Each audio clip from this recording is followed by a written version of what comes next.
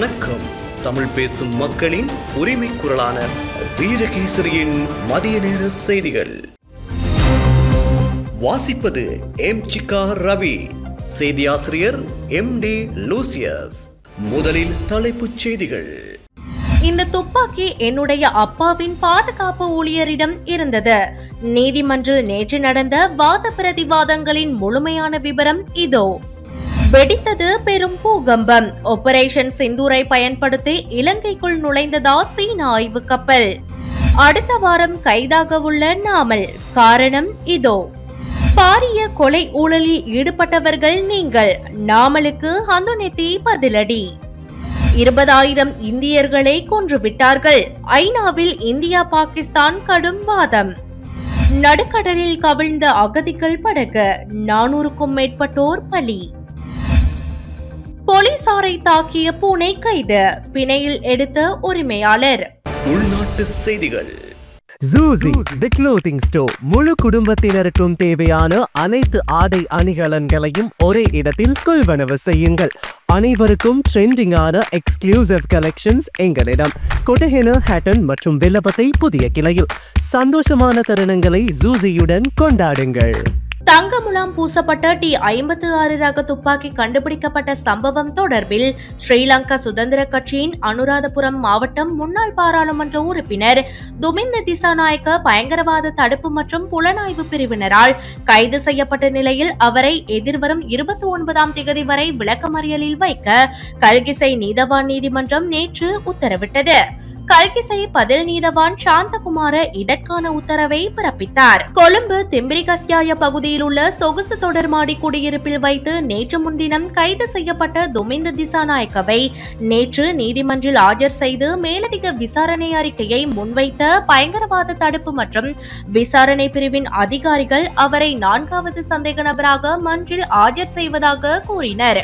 அத்துடன் 3வது சந்தேக நபரான அவரது சமையற்காரரான ஹேமந்த ஊடாக துமிந்த திசாநாயக்க முதல் 2 சந்தேக நபர்களான 68 மற்றும் 40 வயதுடைய பெண்களிடம் இந்த துப்பாக்கியை வழங்கியுள்ளமை தொடர்பில் விசாரணையில் தகவல்கள் வெளிப்பட்டுள்ளதாக விசாரணை அதிகாரிகள் கூறினர். 5ஆம் தேதி வரை விளக்கமறியலில் வைக்க அவர்கள் கோரினர். எனினும் மன்றில் ஆஜர் செய்ய முன்னர் துமிந்த திசாநாயக்க சட்ட வைத்திய அதிகாரி முன் ஆஜர் செய்யப்பட்டதாகவும் இதன்போது அவருக்கு சுகவீன நிலை இருப்பதாக அவ்வறிக்கையில் கூறப்பட்டிருப்பதாகவும் அதனால் அவருக்கு சிறைச்சாலை வைத்தியசாலையில் சிகிச்சை அளிக்க உத்தரவிடுமாறும் பயங்கரவாத தடுப்பு மற்றும் புலனாய்வு பிரிவின் விசாரணை அதிகாரிகள் கோரினர். இதன்போது சந்தேக நபரான துமிந்த திசாநாயக்கவின் தரப்பில் நீதிமன்றில் ஜனாதிபதி சட்டத்தரணி ஃபைசர் முஸ்தபா மற்றும் ஜனாதிபதி சட்டத்தரணி சம்பத் மெண்டிஸ் ஆகியோர் ஆஜராகி வாதங்களை முன்வைத்தனர்.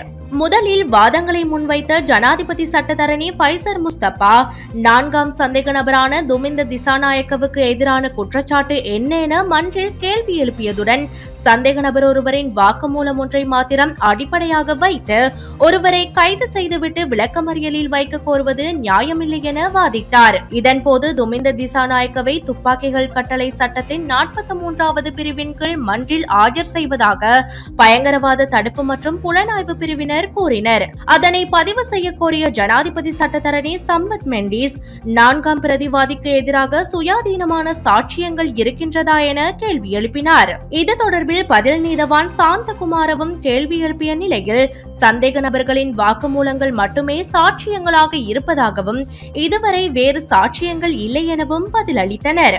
இதனையடுத்து மகனாம் திலகரத்னவின் வழக்கு தீர்ப்பை முன்னிறுத்தி ஜனாதிபதி சட்டத்தரணி ஃபைசர் முஸ்தபா வாதிட்ட நிலையில் தனது சேவை பெறுநரின் உடல்நிலை குறித்த சட்ட வைத்திய அறிக்கை, அவரது பொறுப்பில் இந்த துப்பாக்கி இருக்காமை தொடர்பிலான விடயங்களை கருத்தில் கொண்டு பொருத்தமான தீர்மானத்தை எடுக்க வேண்டும் என மன்றை கோரினார்.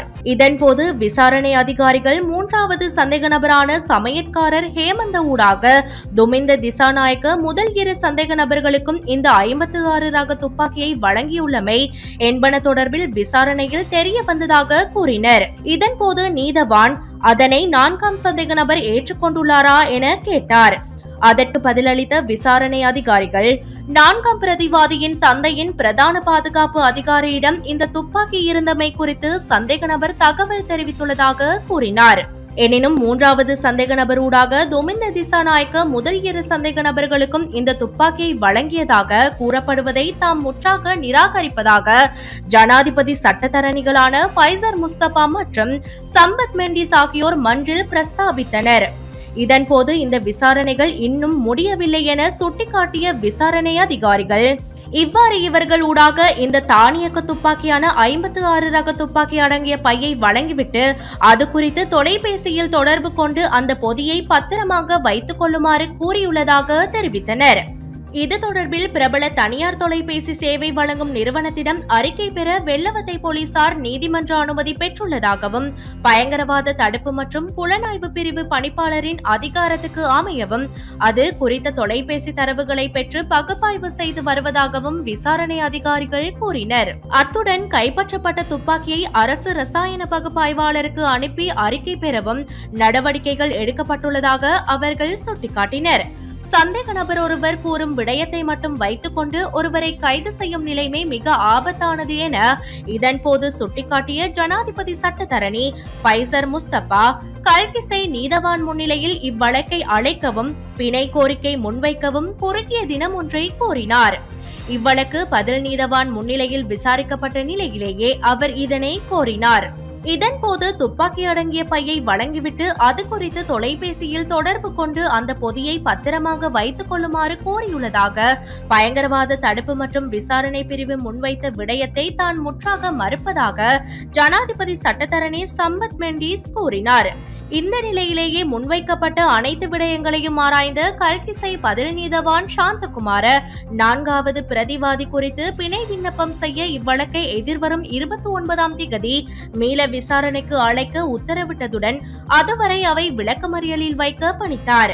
சந்தேக நபருக்கு சுகவீன நிலைமை இருப்பதாக சட்ட வைத்திய அதிகாரி சான்றிதழ் அளித்துள்ள நிலையில் அவருக்கு சிறைச்சாலை வைத்தியசாலையில் நீதவான் ஆலோசனை வழங்கினார். இதனையடுத்து துமிந்த திசாநாயக்க சிறைச்சாலை பஸ் வண்டியில் புதிய மெகசின் சிறைச்சாலைக்கு அழைத்து செல்லப்பட்டமை குறிப்பிடத்தக்கது.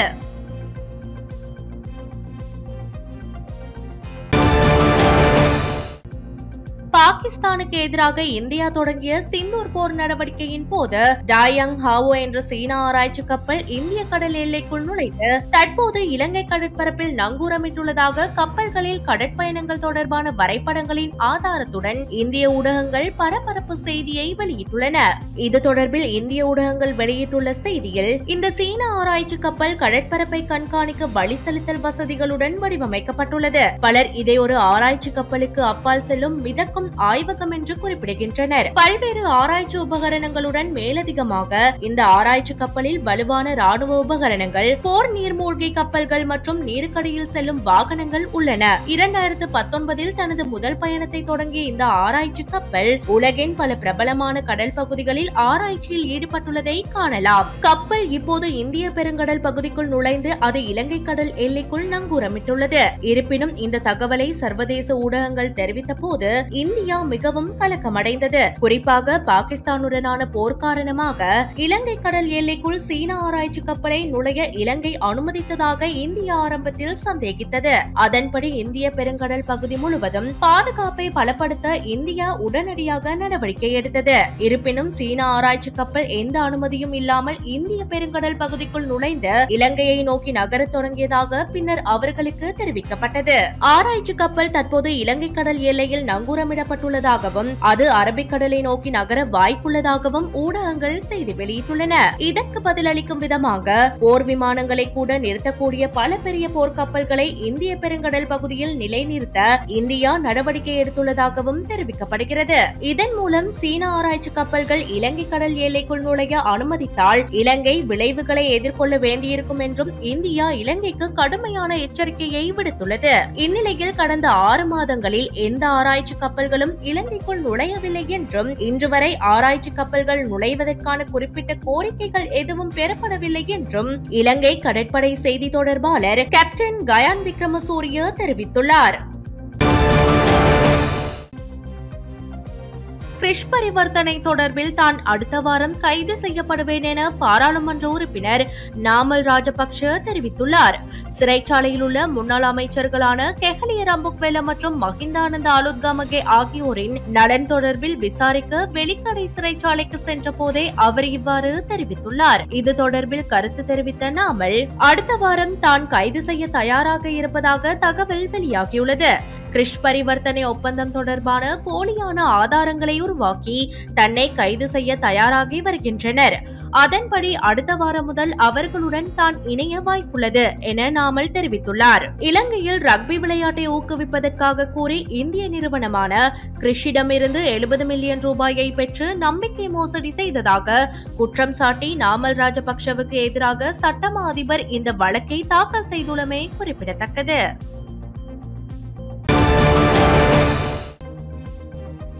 பாரிய கொலை குற்றங்களை இழைத்து ஊழல் மோசடிகளில் ஈடுபட்டு நாட்டை படுகொலியில் தள்ளிய ராஜபக்சர்களை மக்கள் எவரும் ஒருபோதும் மன்னிக்க மாட்டார்கள் என்று அமைச்சர் சுனில் ஹந்துனெத்தி தெரிவித்துள்ளார். ராஜபக்சர்களையும் கடந்த அரசுகளையும் விமர்சித்துக் கொண்டிருக்காமல் சமூக கட்டமைப்பில் காணப்படும் அடிப்படை பிரச்சனைகளுக்கு தீர்வு காணுங்கள் என்று அனுர அரசிடம் ஸ்ரீலங்கா பொதுஜன பெரமுனவின் பாராளுமன்ற உறுப்பினர் நாமல் ராஜபக்ஷ வேண்டுகோள் விடுத்திருந்தார். நாமல் எம்பியின் இந்த கருத்து தொடர்பில் அமைச்சர் சுனில் ஹந்துனெத்தி பதிலளிக்கும் போதே இதனை தெரிவித்துள்ளார். மீண்டும் ஆட்சிக்கு வருவோம் என்று ராஜபக்சர்கள் கனவு காணக்கூடாது. ராஜபக்சர்களை சிறைக்கு அனுப்புவதால் நாட்டு மக்களின் அடிப்படை பிரச்சனைகளுக்கு தீர்வு கிடையாது. ராஜபக்சர்களின் கொடூர ஆட்சிக்கு முடிவு கட்டவே நாட்டு மக்கள் வீதியில் இறங்கி போராடினார்கள். இறுதியில் ராஜபக்சர்களை மக்கள் வீட்டுக்கு அனுப்பினார்கள். 3/2 பெரும்பான்மை பலத்துடன் தேசிய மக்கள் சக்தி கட்சியை மக்கள் ஆட்சியில் அமர்த்தியுள்ளார்கள். மக்களின் அடிப்படை பிரச்சனைகளுக்கு தீர்வு கண்டு வருகின்றோம். விரைவில் மக்களின் அனைத்து பிரச்சனைகளுக்கும் தீர்வு காண்போம். ராஜபக்சர்கள் எமக்கு அறிவுரை கூற தேவையில்லை.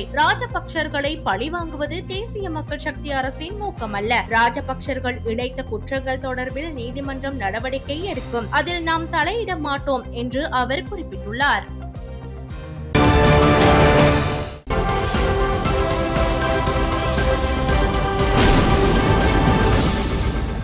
இன்றைய தினம் நாட்டின் மேல் சப்ரகமுவ வடமேல் மத்திய மாகாணங்களிலும் காலி மாத்தறை மாவட்டங்களிலும் அவ்வப்போது மழை அல்லது இடியுடன் கூடிய மழை பெய்யும் சாத்தியம் காணப்படுவதாக வளிமண்டலவியல் திணைக்களம் எதிர்ப்பு கூறியுள்ளது. மேல் சப்ரகமுவ மாகாணங்களிலும் காலி மாத்தறை நுவரெலியா கண்டி மாவட்டங்களிலும் சில இடங்களில் 75 மில்லிமீட்டருக்கும் அதிகமான ஓரளவு பலத்த மழை பெய்யக்கூடும். நாட்டின் ஏனைய இடங்களில் சிறிதளவு மழை பெய்யக்கூடும். மத்திய மலைநாட்டின் மேற்கு சரிவுகளிலும் வடக்கு வடமத்திய மேல் தென் வடமேல் மாகாணங்களிலும் திருகோணமலை மொனராகலை மாவட்டங்களிலும் அவ்வப்போது மணித்தியாலத்திற்கு சுமார் 40 தொடக்கம் 50 கிலோமீட்டர் வேகத்தில் பலத்த காற்று வீசக்கூடும். புத்தளம் முதல் கொழும்பு மற்றும் காலியூடாக அம்பாந்தோட்டை வரையிலான கடற்கரைக்கு அப்பால் உள்ள கடல் பகுதிகளில் பல இடங்களில் மழை அல்லது இடியுடன் கூடிய மழை பெய்யும் வாய்ப்பு காணப்படுகின்றது.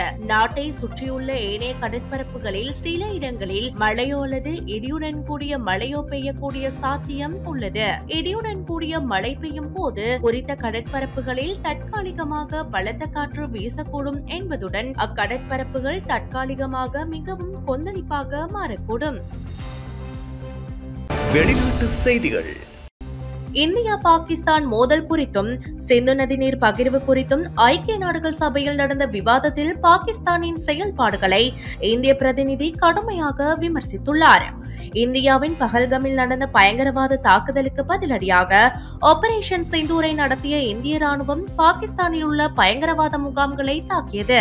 அதற்கு முன்னதாக இரு நாடுகள் இடையே நிலவிய மோதல் போக்கு காரணமாக இந்தியா பாகிஸ்தானுடனான சிந்து நதிநீர் பகிர்வு ஒப்பந்தத்தை ரத்து செய்தது. தற்போது இரு நாடுகளிடையே போர் நிறுத்தம் ஏற்பட்டுள்ள நிலையில் ஐக்கிய நாடுகள் சபையில் இரு நாடுகள் இடையேயான விவாதம் இடம்பெற்றது. அதில் பாகிஸ்தானுக்கான ஐக்கிய நாடுகள் சபையின் தூதர் இந்தியா தண்ணீரை நிறுத்தி பாகிஸ்தானுடனான ஒப்பந்தத்தை மீறியுள்ளதாகவும் தண்ணீர் உயிர் வாழ்வதற்கானது என்றும் அது போருக்கானது அல்ல எனவும் தெரிவித்துள்ளார். Pakistan came to the council with a message of peace, not provocation. But peace does not happen in vacuum. It demands responsibility and respect for the rules that govern our world. Let me highlight some of the key points that we raised.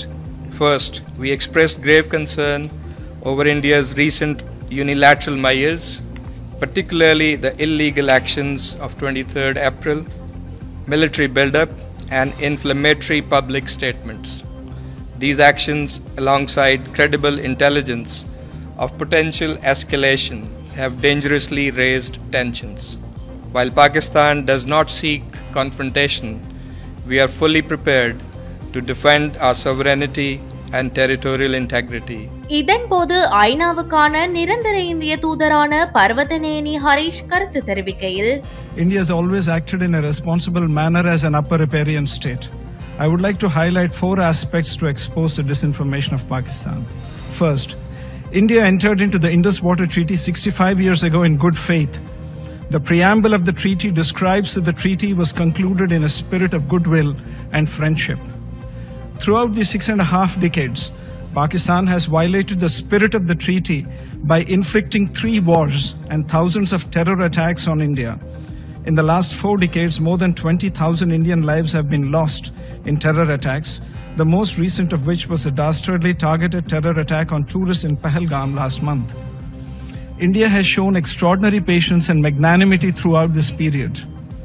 Pakistan's state-sponsored cross-border terrorism in India seeks to hold hostage the lives of civilians, religious harmony, and economic prosperity. India எப்போதும் அயல் நாடுகளை மரியாதையின் நிமித்தம் நடத்தி வந்துள்ளது. சிந்து நதி நீர் பகிர்வு ஒப்பந்தத்திற்கு முதலில் முன்வந்ததே இந்தியா தான். இதுவே இந்தியாவின் சக நாடுகளுடனான சகோதரத்துவத்தை காட்டுகிறது. ஆனால் கடந்த 65 ஆண்டுகளில் பாகிஸ்தான் தொடர்ந்து அமைதி ஒப்பந்தங்களை மீறி 3 முறை இந்தியா மீது போர் நடத்தியுள்ளது. பாகிஸ்தான் பயங்கரவாதிகள் 1000 முறை இந்தியா மீது தாக்குதல் நடத்த முயன்றுள்ளனர். கடந்த 4 தசாப்தங்களில் பயங்கரவாதிகள் மேற்கொண்ட தாக்குதலால் இந்தியாவில் குறைந்தது 20,000 பேர் பலியாகி இருப்பார்கள். இத்தனை ஆண்டுகளில் பயங்கரவாதத்தை ஒழிக்க பாகிஸ்தான் எந்த முயற்சியும் எடுக்கவில்லை. சில பயங்கரவாத தாக்குதல்களில் பயங்கரவாதிகளுக்கு பாகிஸ்தான் அரசு ஆதரவாக இருப்பதை இந்தியா ஆதாரங்களுடன் வெளிப்படுத்தியுள்ளது. சிந்து நதிநீர் ஒப்பந்தத்தை பாகிஸ்தான் தொடர்ந்து மீறி வருவதற்கு வலுவான ஆதாரங்கள் உள்ளன என அவர் தெரிவித்துள்ளார்.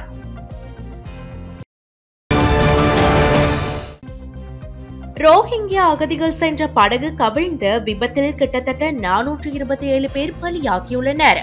மியான்மரில் நடந்து வரும் உள்நாட்டு போர் காரணமாக ரோஹிங்கியா முஸ்லிம்கள் அயல் நாடுகளில் தஞ்சம் புகுந்து வருகின்றனர். பங்களாதேஷில் மாத்திரம் 1 லட்சத்திற்கும் அதிகமான ரோஹிங்கியா அகதிகள் உள்ளனர். இது தவிர இந்தோனேஷியா போன்ற நாடுகளுக்கு கடல் வழியாக ஆபத்தான பயணங்களை மேற்கொள்ளவும் அவர்கள் முயற்சித்து வருகின்றனர். துரதிர்ஷ்டவசமாக இந்த ஆபத்தான முயற்சிகள் பெரும்பாலும் துயரத்தில் முடிவடைகின்றன. இந்நிலையில் கடந்த மே 9ஆம் தேதி பங்களாதேஷின் காக்ஸ் பசார் அகதிகள் முகாமில் இருந்து இந்தோனேஷியா நோக்கி சென்ற 267 ரோஹிங்கியா அகதிகளை ஏற்றி சென்ற படகு ஒன்று மியான்மர் கடல் பகுதியில் கவிழ்ந்தது. இந்த விபத்தில் 201 பேர் உயிரிழந்தனர். 66 பேர் மாத்திரமே உயிர் பிழைத்தனர். மறுநாள் மே 10ஆம் தேதி 247 ரோஹிங்கியா அகதிகளுடன் சென்ற மற்றொரு படகு கடலில் கவிழ்ந்து விபத்துக்குள்ளானது. இந்த 2வது துயர சம்பவத்தில் 226 பேர் உயிரிழந்தனர். 21 பேர் மாத்திரமே உயிர் தப்பினர். இந்த 2 நாட்களில் நடந்த படகு விபத்துகளில் மொத்தம் 427 ரோஹிங்கியாக்கள் உயிரிழந்தது பெரும் சோகத்தை ஏற்படுத்தியுள்ளது.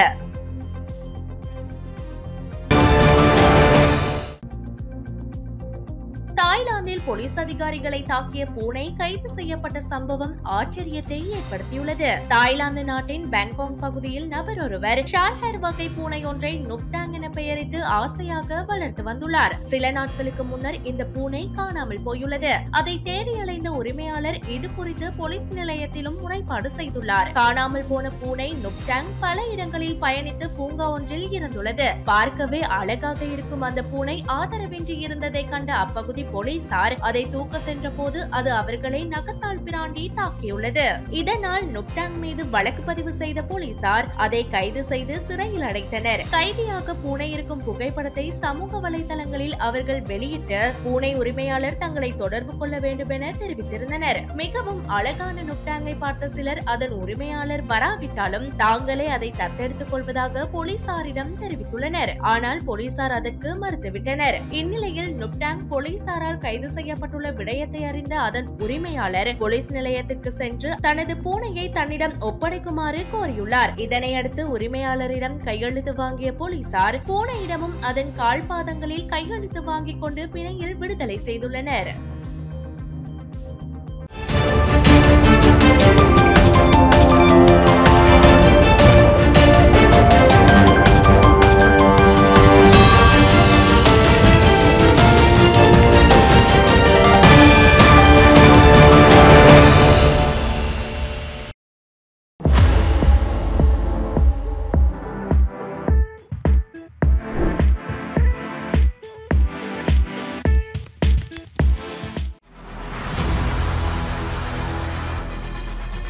இலங்கையின் முதல் நிலை முதற்கர செய்தி வழங்குனர் வீரகேசரியின் குறுந்தகவல் செய்திகளை உடனுக்குடன் தமிழில் பெற்றுக்கொள்ள டயலாக் வலையமைப்பிலிருந்து REG இடைவெளி வீக்கி என்று பதிவிட்டு 87 960 என்ற எண்ணுக்கு குறுஞ்செய்தி ஒன்றை அனுப்புங்கள். வீரகேசரி செய்தியுடன் இணைந்திருங்கள்.